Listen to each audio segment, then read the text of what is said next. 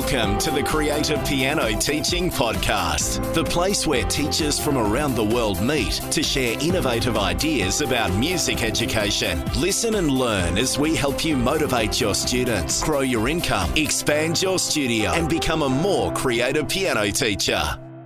Hi everyone, and welcome to episode 85 of the Creative Piano Teaching Podcast, and a special welcome to all my Inner Circle members who are listening. Thanks for tuning in today, as always, wherever you are in the world and whatever you're up to. My name is Tim Topham, and I'm the teacher behind the Creative Piano Teaching Podcast. This is the place where you can get weekly inspiration, ideas, and actionable teaching strategies to help you provide the richest, most exciting, and fun learning experiences for your students. As always, full show notes and a transcript and our freebie for today's episode are available at timtopham.com/episode 85. Today's podcast is all about keeping ideas fresh for recitals and some of the things that you can do to easily spice up, reinvigorate, and get your kids and parents, because that's pretty important, inspired by your piano recitals. And you're going to love today's freebie. It's a one-page cheat sheet to help you get started organizing your first pop showcase recital, which we're going to be discussing in today's episode. And next month, we're actually going to dive much more deeply into this idea of modern pop recitals as I share with you my own experience from running my first pop showcase concert last year. So it'll be a couple of blog posts and perhaps a podcast focusing solely on the pop showcase. And in that, you'll actually be able to see images of me working with my students, rehearsing, and some of the final product as well. So I hope you enjoy that. It's coming up next month. For today's freebie though, just heading to timtopham.com/episode 85 will get you the download link. Today's episode is actually a rebroadcast of an interview that I recorded back in episode 12. I know that many people wouldn't have heard the original interview because it's going on almost 2 years now since we actually broadcast it. And look, it's so full of great ideas for this month's theme, exploring recitals and exams, that I decided we should definitely have another listen. So in this episode, we're going to be talking about why you should be rethinking how you organize recitals and how you can rebrand and reconsider the opportunities that you have for your students there. We're going to talk about some simple ideas about ways to theme recitals and even talking about something called art fusion and how you could integrate that into your concerts. We'll talk about how you can get even absolute beginners involved in a pop showcase recital. We're going to talk about how to fund your recitals, things to do when you're charging parents, notifications, all that kind of stuff, where to look for great venues if you're not hosting them at home, and generally how to make recitals more relaxed and fun for your students, and just as importantly, to keep your parents engaged. Now, we've just talked last week with Shana Kirk about some technology applications for recitals. And it's interesting how there's a little bit of crossover with this episode in some of the themes that she's talking about. So I think you're going to really like the fact that, last week we were talking about technology. This week, we're not talking about technology, although we do incorporate it in some aspects. But really, it's just about simple things that you can do to change up your recitals for your students. So I hope you enjoyed today's interview. Here is Kristin Yost. All right, let's get to meeting Kristin. Many of you will know Kristin already. She's a prolific blogger. She's a sought-after presenter. She's a book author. And I don't know how you do it all, but in her spare time, it seems, she's executive director and a piano teacher at the Center for Musical Minds, which is a music school she founded with Dr. Sam Holland in 2008 in Frisco, Texas. She holds a BA and an MM in piano performance and pedagogy, and she's an active presenter and mentor in areas of music business. In fact, her book, which is called How I Made $100,000 My First Year as a Piano Teacher, I just love that title, so good, made a huge splash when released on Amazon and continues to motivate and challenge teachers around the world.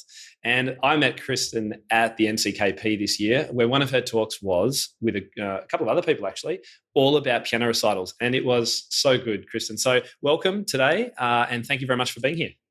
Well, thank you so much for having me. You're really welcome. And particularly given our time zone differences, it's like middle of the night with you. I've just come home from work. So it's really, really great. And it's lovely to catch up with you again. We had such fun at the NCKP. It was great. Yeah, it was a great time. So today we're talking recitals. And my first question for you is, Why do you feel that there's actually a need for teachers to consider how and why they run recitals and perhaps consider changing things up? Well, I think it's part of the growth that we are experiencing as musicians and as teachers, or we should be experiencing as musicians and teachers. It's part of the natural evolution, I think, of our profession. It's part of the engagement process for audiences. As we saw so many symphonies fail financially a few years ago, I think we learned that the music is not just for us, it's for our audience and for the people who are participating in those types of events and the people who are buying tickets to those events. And when it comes to teaching, we have to consider who our clients are and who our students are, and that it's about them and what their interests are. And as a musician, we can like other genres besides classical music. Absolutely. I think in academia, we forget that a little bit. Yeah. Well, I think, and we're kind of making an assumption here, which we should probably discuss straight up, that we're assuming that most teachers run classical recitals. Do you think that's a fair statement? I do. I think that is pretty fair. It is changing, though. I have noticed more of an interest, especially in the pop recital, since I've been giving presentations on it. So in the last 5 years, the interest has certainly gone up substantially, and I'm seeing more people doing it now, which is exciting. Absolutely, yeah. And what do you think the benefits are for the students in a non-traditional piano recital? Well, it's important for them to feel engaged. So it's their language. Popular music is the native language that most of our students are speaking. And it's a little bit like show and tell, especially for younger students. They want to bring their shiniest, most favorite toy and show their peers, right? So they don't want to pull out the third string teddy bear because mom and dad won't let them bring their other shiny toys. And I think that popular music is a little bit like that shiny toy. So making that come to life is really important to them as well as their parents. We had this ice storm in Dallas that shut the city down. In 2013, the whole city, when I say the city shut down, it shut down for days because of ice. And we had our pop showcase during the ice storm, and we didn't cancel it. I didn't actually know that we were being iced in at the time, but what should have taken 35 to 45 minutes to get to the venue took some people almost 3 hours. But they risked their lives, literally, to come to this piano recital, this pop recital, because they know how meaningful that experience is to the kids to make their songs, their favorite music, come to life with a rhythm section. And the parents, spent 5-6 hours on the road so that Johnny could spend 2 minutes and 20 seconds playing a pop tune with a rhythm section. So. But what just goes to show the respect, I guess, with which those recitals are held in your music center. Yeah, absolutely. So I'll play devil's advocate for a moment. Is there any point in piano recitals? Should we be worrying about them? They're a lot of hassle to organize, whether they're classical or not. Should we just just chuck them out? Just throw it out the window? Yeah. I don't think so. I'm not ready to do that yet. And why not? You just think that there's a lot of meaning still that students can get from it? Or is it actually a bit about the parents and what they experience? Part of that. There is an element of what the parents, I like a lot of performance experiences. So in terms of having one traditional recital per year or per semester, I think it actually does more damage than it does good because it increases the anxiety levels. It's like a one and done type of thing. Oh, you've been working for, 8 months just for this one moment. And then it's like anything can happen. So the more we make performance experience as part of the natural process of learning music, the more enjoyable they become and the more open the kids are to all kinds of different genres. So I'm not ready to give up yet. No, it's good. I throw it out there because I was interested to see what you'd say. I'm actually giving a classical concert on September 9th. Oh, there we go. We'll put a plug in for that at the end for sure. It's interesting because I think I teach a lot of teenagers, as most people know, and they can be really reticent to play at piano recitals. Very for much those kind of, it's like, it's terrifying. And I think, and I wonder what your opinion is. Do you think that the fact that no one goes to classical recitals, or very few people, certainly negligible number of young people that I know go to classical piano recitals, do you think that has an impact on their view of the piano recital? Whereas perhaps if they went to more poppy ones and stuff, they'd be like, oh, actually, this is kind of cool. Exactly. I do. I feel like the classical recitals it's kind of like and this is maybe not the best analogy, but I think of it as like a trained monkey, right? It's like you put the trained monkey that you taught all these tricks to onto this very lonely stage, and then you're expected to do your tricks, right? And I think that's entirely ridiculous, that's our level of expectation of our students. There's an element of performance, there's an element of discipline, there's an element of preparation, that it all comes together, and when it goes well, it's like magic. So there are elements to those types of performances, but they don't have to be dreadful. And that's where I think pop music really catches the student's interest, and it makes it more accessible. It's like, oh, I understand what's going on here. And when people are allowed to move freely, I love to see people move to the music. I sit next to some people and it's like, you really want to do something. Like, can you not feel it? So I feel like the whole tone of the classical performances, as long as they're evolving and they're allowing people to move and to be expressive in the audience, I think it makes everyone feel more welcome.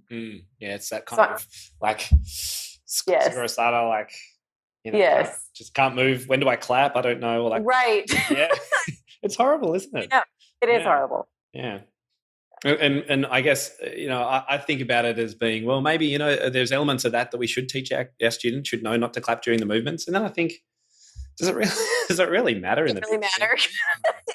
No. The answer is no. let's talk about the music and giving people a love for music. I think that's what it comes down to. Yeah. Exactly. All right. Well, let's get into it. I want to pick your brains about some ideas here. So as I mentioned at the start, I saw you present at the NCKP, and you gave there was an hour's worth of fantastic ideas. So we probably can't go through them all. But yeah, do you want to just start with a few of your best ideas about recitals, or we could go straight to the thing we alluded to at the beginning, which is a pop showcase? Up to you. Sure. I can touch on what we did. We talked about the arts fusion that we've done and that we're going to continue to do. Okay, what's that? You better explain what that means. So arts fusion is when you're combining different mediums. So you have music and, as an example, visual art. So Todd Van Kekerix actually talked about what the New School for Music Study did, and how they had a theme, and the kids could come up with art to represent whatever piece they were playing. Or they even had a concert where there was a live painter really just taking, it's her visual representation of that event and what was going on. So that's pretty cool. I have actually worked with a local artist and she creates paintings based on our project as the WC Preludes. Okay. And then his first arabesque. So having concerts that are incorporating some visual elements as well as the musical elements. So arts fusion is one. I personally love visual art, so that's one of my favorites. Yeah. Well, it's something I've never tried and I never thought of before I heard of this. And there are so many creative ways to go about it. Yeah. But I'm picturing, so there's a student playing the piano, or is there a series of students playing different pieces and one drawing for the whole lot of pieces, or one player, one artwork? Both. You can do it either way. Okay. Because some pieces are obviously quite short and you might only get a few brush strokes on it. Right. Right. Well, when you have a live painter, it's going to be a collection of everybody's. It's going to be energy in the room. It's going to be, the lighting. It's going to be the atmosphere. It's going to be the music inspired. And then they can, I've seen people create like cards from the events, or they make up prints so you can buy it and you can frame it as kind of a souvenir kind of thing that you have from that event. But it can be what you want it to be as long as you have a vision for it. On September 9th, actually, Misty. So we're premiering 2 paintings and 2 preludes to go along with the paintings at our concert. So it's just fun. So you're doing exactly this. You're having 2 paintings made on the spot. Wow, Yes. very cool. Are you going to film it or anything like that? It'd be fascinating to We see. could. Yeah, we It could. could be a good idea because it's kind of a bit mind blowing. I'm sure teachers listening will be going, "Wow, I've never thought of doing that." Yeah, yeah. Well, and then you get more people involved, especially kids who have interest, or anybody in the community who attends who has an interest in visual art, and the process of creation. I think it's really neat.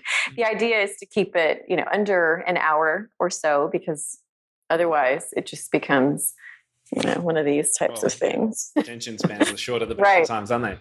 And where do you find artists, and do they do it for free? It depends on, you can actually set up, there was one event that I went to where it was a fundraiser. Someone had actually passed away. And so the event was a memorial service, and there was a live painter there. And so all of the proceeds for any of the art sales went to her memorial fund. Okay. My friend Misty and we worked together, and I've commissioned a couple paintings, but then this one is just going to be for fun.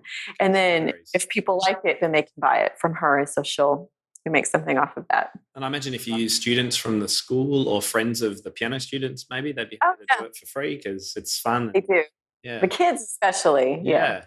Okay, great. So there's one great idea for everyone listening. Having an artwork produced at the same time as a piano recital. Yeah. Great, cool. Exactly. All right, keep them coming. What's next? What else? So that was Arts Fusion. Probably the most traditional option out there is going to be the collaborative recital. So you can do. I recommend experimenting with more than just the piano, or if it's going to be piano, not actually having siblings, but having peers, students who are around the same age working together, and or parents. It's always really fun to me to see parents that play with their kids, whether it be they play piano and their child plays a different instrument, because they are probably, a lot of them are in band and orchestra as well, or singing, or bringing in a completely different instrument and having the kids accompany each other. There's this one woman who has these recitals in Austin, and she's a piano teacher, but she hires the violinists to come, and so that the kids are learning how to accompany out of the Suzuki books, right? Yeah. So really neat, great skill sets that come along. Yeah. So that's collaborating is wonderful in different ways. You can always do trios and duos and quartets and things like that. So that's also a great option. Yeah. I just like to push the boundary a little bit more. Yeah, it's great. Well, a lot of my sort of ability to sight read and be a sort of good ensemble performer has come from accompanying. So to give students that chance early on is great. It's such a good skill. Right. So there's a collaborative. I'm drawing a blank on what that middle one was, but then we had keyboard jams and a pop showcase. So the difference between a keyboard jam and a pop showcase is a keyboard jam is a kid event. So the parents aren't allowed to come and listen. It's like a concert for kids. And they get to go through it a couple times. So instead of just a one and done, you go through it. Because for our pop showcases, we don't actually do rehearsals. But the keyboard jam, they get it. I thought I just heard you say for your pop showcase recitals, you don't do rehearsals. We don't. Back it up. Oh, hang on. Let's get to that in a second. Let's do the jam one first. So the keyboard jam, they bring their chord chart. They've got their tune, their song, whatever it is they're doing, and they have at least 2 times to go through it. So there's going to be a teacher who's going to be coaching, and then we involve the musicians. So we ask them questions, and we have interaction between the student and the musicians, who are all professionals.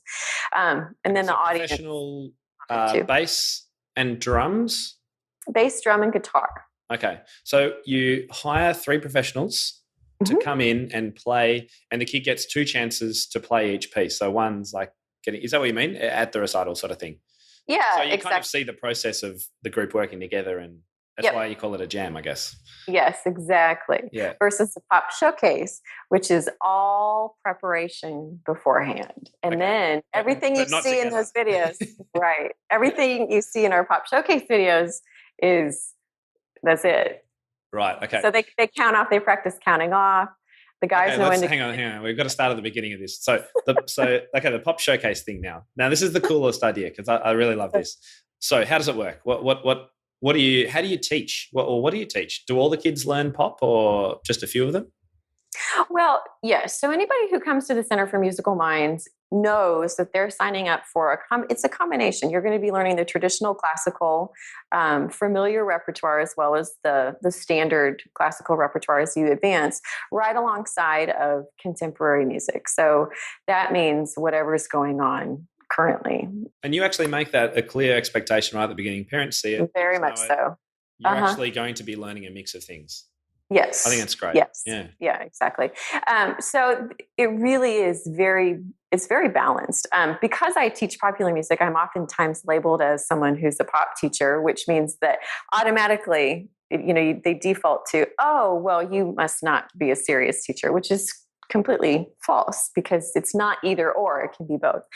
And so the Pop Showcase is a culmination of everything I think that it means to be a musician. So the kids are involved in the chord chart writing process. The middle school and the high school students learn the Nashville number system of making the chord chart. Being an Aussie, I don't know what that means. What does that mean? Well, you know how if you're playing off of a jazz chart, yeah, they give the letters. Yeah. Well, if you're with the Nashville number system, instead of Roman numerals, they give you the numbers. So it's telling you which chord you're going to be playing. Like instead of a 1 or a 5, Roman numerals, it's telling you 1 or 5. So it's really easy to go in between. Like normal, the actual number. Right. Yeah. Okay. So the same thing as Roman numerals, except written like normal. Like normal. Like Arabic right? numerals. Yeah. Normal. Yeah. Yes. Okay. All right, I'm with you. It's great. So all kinds of theory, form, analysis that goes into that, because a lot of times there will be chords written, but there'll be the letters, right? And so we do it both ways. Would you have an example of one of those sheets that I could share with people? Not right now, but that'd be cool to see. Yeah, absolutely. No problem. A lot of them are handwritten. Actually, most of them are handwritten. Some teachers take it really seriously and they actually like write out lead sheets and stuff. But these guys are professionals. So the guitar player that I hire regularly, he actually was running Michael Bublé's band last year. Wow. And he was running his European tour. They know how to play, right? And they're really, really good listeners. So the key to not having rehearsals is the preparation and the musicians that I hire. Okay. Now, before we go into that, let's just back up a bit because I want to make sure we get it right. So let's say I'm a teacher at your school and I get, a kid that's learning 6 years and they're playing kind of intermediate classical stuff and they just moved to your studio. So me as a teacher, I know that, I can keep going with that classical stuff, but actually I need to do some contemporary music too. So everyone learns at least one, or is it multiple pop songs with these lead charts and they help put them together? So they all just do one? Multiple. It's part of we make it part of their native language. Great. Really cool. I'm a firm believer in that too. Yeah. Okay. So, midway through the year or whenever it is, you go, right, the showcase time. So you hire 3 professional musicians and they come to the recital and the kid is prepared enough that they can get up on stage and play along with that trio. Right. And they count them off. Yeah. Okay. So which is really fun. Let's talk about the preparation. How do you get them to the stage where they don't freak out? They know what to do. They can stay in time, all that kind of stuff. Have you got some tools that you use? It's a process. Absolutely. Super Metronome Groovebox is the longest app titled app in the world. But Super Metronome Groovebox. That's right. It's a mouthful. I have the paid version because then it goes on, and there are just more options, and it's really, really inexpensive. It's like the best $3.99 app that I think I've ever purchased. So I use Super Metronome Groovebox a lot, and what's I have between that. Sorry to interrupt, and another metronome app. Well, this actually is a beat, so you actually feel the big beats and what they're supposed to be doing. Because when it's pop rhythms, they're going to be playing syncopated, and we don't want them to play like you're a classically trained. Yes, exactly. Gotcha. So we want them to fit their syncopations in the bigger beats. Okay. So there's that element, and that's taking one hand at a time. Well, it's having the student play the melody, and then I'll play like a shell of fifths or octaves or whatever the case is, just to give it a foundation. And then we put that together with the beat. Or I have a really nice a Roland keyboard that also has beats that I can pull up really easily. So they get accustomed to doing that.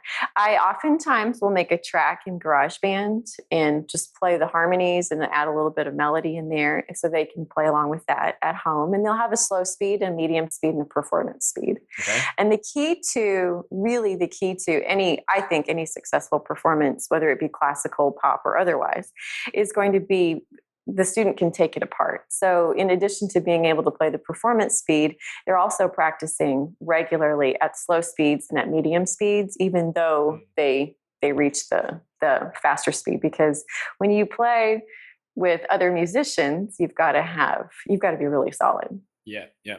Okay. And then you see the kids, the kids who aren't scared to death, they always smile after, but the kids who are really having a good time are smiling like when they actually hear the band with them. Yeah. Do any of them sing, or do they mainly play the melody and chords? What do they do on the piano? Yeah, we do have some students who sing as they play, in which case we are teaching accompanying patterns as part of that, and how to figure out where their voice, what key for it to be in. And when you're using the Nashville system, it's really easy to, once you have that chord chart, to maneuver into different keys. Yeah, that makes sense. Yeah. Okay. So, and if they're not singing, what are they generally playing? What part of the music? Well, they'll play the melody. And so we usually we'll get music from musicnotes.com, or Hal Leonard has, they're publishing, I forget what it's called, but the pop chart hit. Pop piano hits? Yes, exactly. Yeah, so they've got great, and those are, even though they're easier notated arrangements, when I teach pop music, I very rarely have the student read the bass. So we're showing them how to play fifths and octaves. And that's also there are different styles of playing. When you're playing with the rhythm section, you have a bass player, your left hand doesn't have to do so much. That's true. So we do make the melody a little more interesting. We can add some inner notes. Oftentimes we'll add the alto part in there, or the second voice part. We can take it up an octave. So they're learning a little bit about arranging and kind of orchestration, but It's primarily that. Yeah. Yeah. So for some teachers, might be listening and their brain's just exploding and they've kind of shut down because they're like, this is all right. I can't do this. And I can easily see that. How do you start? Like, let's say you've got some new teachers at your school. They haven't done much of this before. Just really quickly, just a few tips. Can they start by teaching students reading something like the Hal Leonard pop piano hits? Yeah, it's a great place by ear. What should you do? I would say that's a great place. Those Hal Leonard books are a great place to start. Okay. Or if it's a really beginning student and they're going to just play a verse and a chorus, you don't have to play the whole thing. So oftentimes you can play a little intro, a verse, a chorus, put a little something in there, and then take it out. So the out chorus, right? So they get a little bit of length in there, and they can just play a single note in the left hand if they want to. So there's that element. You have to play with rhythms. You can't just put a metronome on. It's not the same thing. It's not nearly as effective, especially for the little ones and the people who are just starting out playing popular music, whether they're coming at it in middle or high school, or they're starting from the very beginning. The sooner they play with rhythms, the easier it is. Do you mean play with popular rhythms, like stuff that comes up in music? Even though we'd look at it and go, oh my God, that's too hard. They can't never do that. Right. And playing that along with, and don't get bogged down in the syncopations. Let them play it how they hear it, so long as they're fitting it in with the big beats, which is why they need to play with the beats in the background. Yep, I'm with you. Yeah, I like that. I advocate that idea of just let students play. If they know the song, they'll know the rhythm. Yes. Give them the notes. They'll figure it out. To play it. Yeah, that's right. Yeah. Don't freak out. Teachers, you have permission from both of us.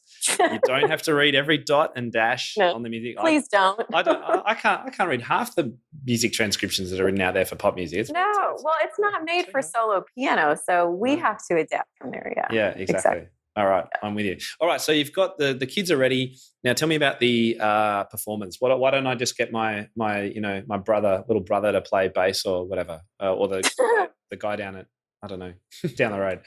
If you have all kinds of rehearsal time and all kinds of time that you can volunteer to facilitate those rehearsals, I say great. Let everybody let everybody just have a great experience. Yeah.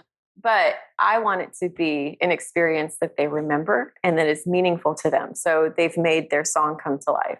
And in doing so, they've got to have somebody who can follow whatever if they drop a beat or they add a beat, I need somebody who's going to drop it and add it right along with them. Right. So they do it for free. I know they would, but I would never ask them to play for free. Yeah. Okay. Yep. All right. And so that begs the next question, I guess, is how do you afford to pay professional musicians? Let's say I don't know anyone and I have to kind of just look online to find people, and they're like, it's going to cost $200 or whatever it is.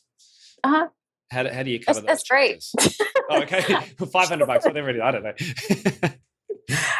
No, you have to show the value of the experience. And then, like for us, ours is built into our annual enrollment fee. Okay. So it's about $25, the equivalent of 20 or 20, depending on how many students are participating, between $20 and $25 for the cost breakdown per student. And if you're looking at, we have all of these music teacher festivals that they'll pay $20 or $30 to participate in, to go and play for a judge and get comments. So I've never actually had anybody in the 7 years we've been doing this, 8 years we've been doing this, I've never had a single person complain about it. And so for teachers that are just starting, let's say they're really excited and they've already put their tuition out for the year, because you guys are about to go back to school, I know, and we're in the middle of winter sort of term.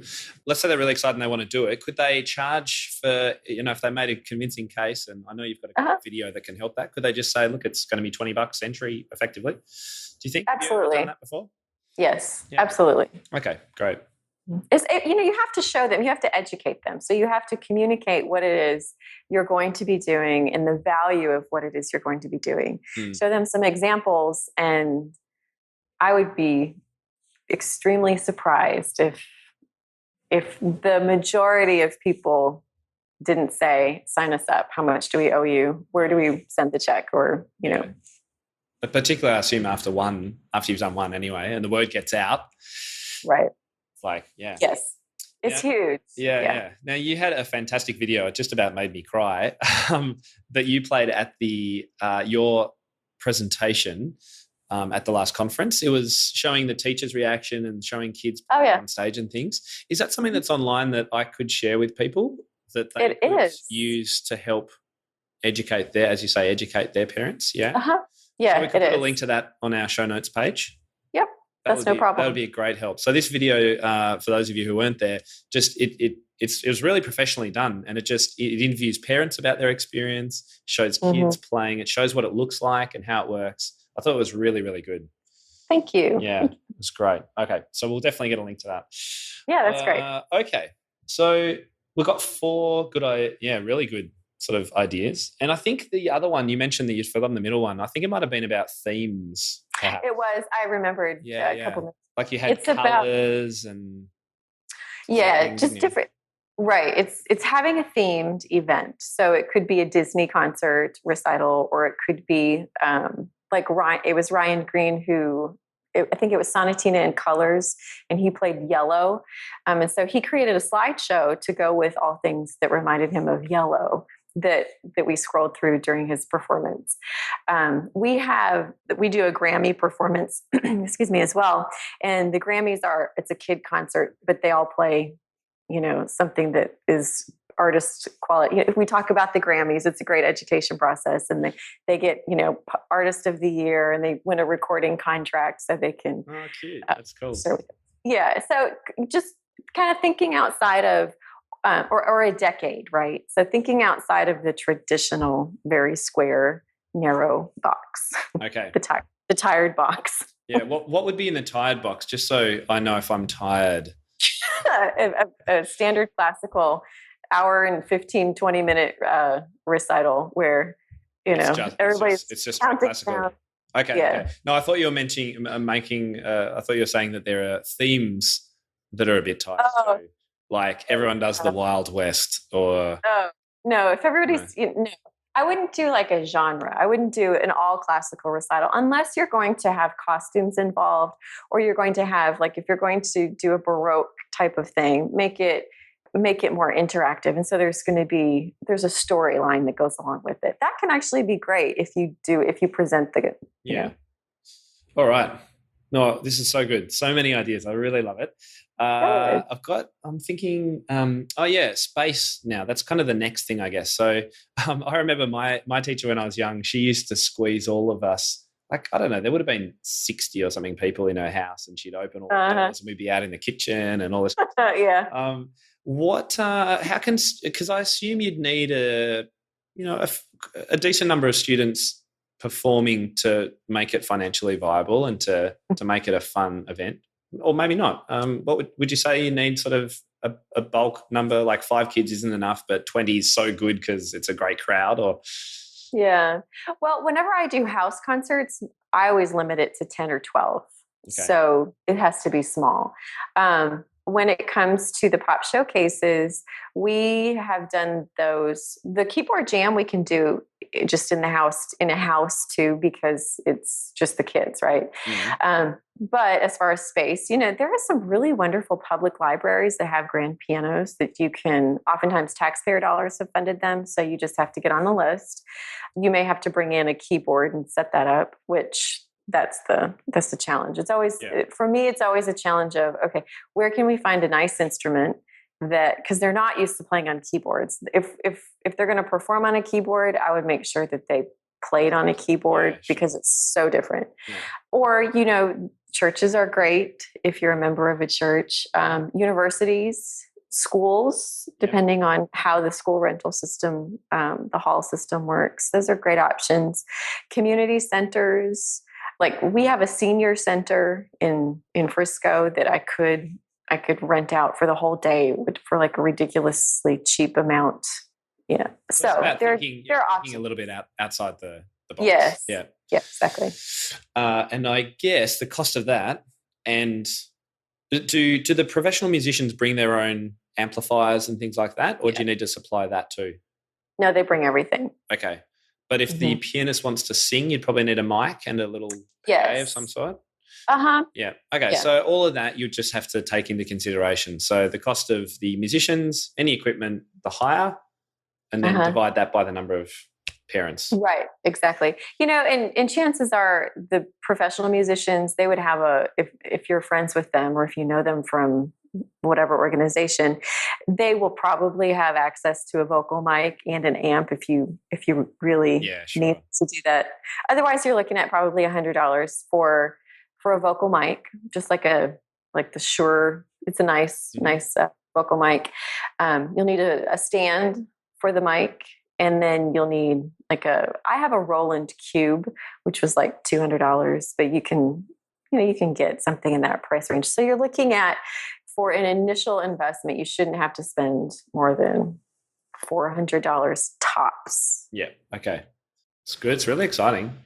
Yeah. I really like the ideas. It's really good. And you've been doing this for sort of 7 or 8 years. Is that right? Yeah. Yes, exactly. And do they get bigger? The first one didn't have a band. Okay. Well, I've gotten it down to, I have a day of show document. So I've gotten it down to a science. What's a day of show documents? What does that mean? A day of show document, I highly recommend anybody who's coordinating any type of event that involves more than 2 people have a day of show document. Okay. So it just lists the location, because oftentimes it's in a different location. It lists the address, it lists the telephone number of the venue, who the contact is at the venue, what time the doors will be open. If they're not open, whose mobile number do you have to call? Mm-hmm. Arrival times of the musicians, their cell phone numbers if they're not there and you need to call them or you need to text them. And then it has anybody who has a leadership or a coordinating role in the event, all of their contact information is listed. And then there's a timeline of what needs to happen and when. Because I program them close. Okay. Yeah, right. And how many of these pop showcases do you do each year? Well, we do one pop showcase per year, and on that day, it has 5 separate shows. Okay, so and it's a weekend then, like a Saturday or a Sunday. Yeah, it's an all day. Like we start at 10:30 in the morning. We have food for the musicians and the teachers, so everybody can take short breaks.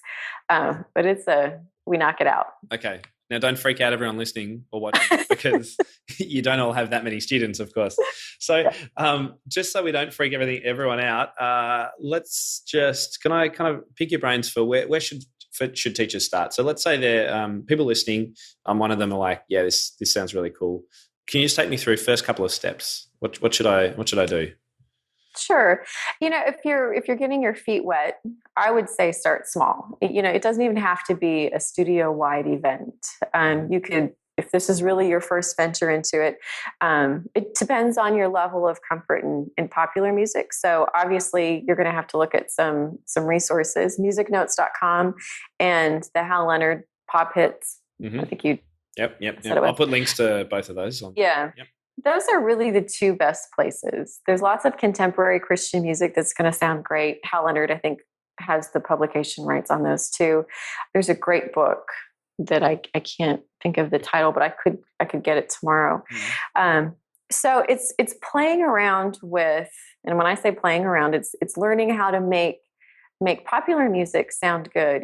Popular music it's on the radio with 20 different musicians, and making that solo piano arrangement stand alone and still sound good and musical. So you've got that element. And then starting to play with rhythms, like having the students play along with rhythms. Those are the two first steps. Before you even think about the recital. Don't even plan it until you've done this, right? Okay. And I'll give a plug for my own online training. So for teachers that are a little bit unsure about teaching pop, full stop, you're classically trained and have no idea, happy to put your hand up and say, I need some help. I do have some online training, and I'll put a link to that. You can watch a number of videos of me going start to finish, how do you actually teach pop? So that's like a check. We can get you organised for teaching it. So then they go, all right, I've got some students that can do it. I guess the next step is setting a date, finding a venue, finding some musicians, and getting the kids to practice with some of these apps that can help rehearse. Right. If you have good musicians, I would actually schedule the musicians, find a date that works for them first, rather than picking the date and seeing if it works for them. Okay. I actually plan it around the 3 guys that I always hire. I always make sure that I can get them. No, it's good. You've got a relationship with them and they know how it works, obviously. Yeah, exactly. Yeah. Oh, that's great. Oh, so good. I reckon this has been such a great episode for just new ideas. And there was so much talk at the last conference, the NCKP, about just getting creative in lessons. Right. That, this is just one of those ideas that you could take. And you don't have to completely revolutionize your teaching either. You've made it really clear from the beginning. You still teach classical. I still teach classical. Pop is just one aspect, one element of a holistic education. Absolutely. It's essential. Yeah, it really is essential. Yeah, and you can teach so much through it about chords and progressions and all those musical construction elements. And I think that's what's really crucial too. Yeah. Right. All right. So anything we've missed before we start wrapping up? I don't think so. I mean, it's a great experience. It is. If you do it well, it can be the most valuable experience that you give to your student base. Wow, that's really powerful. Yeah. And so I think, and one of the first things I think everyone should do is jump on the show notes page. So if you're listening to this in the car, timtopham.com/episode 12, and we'll put the link to Kristin's video, which is really, really good. It gives you a really good indication of how all this works and the kind of meaning you can get from it.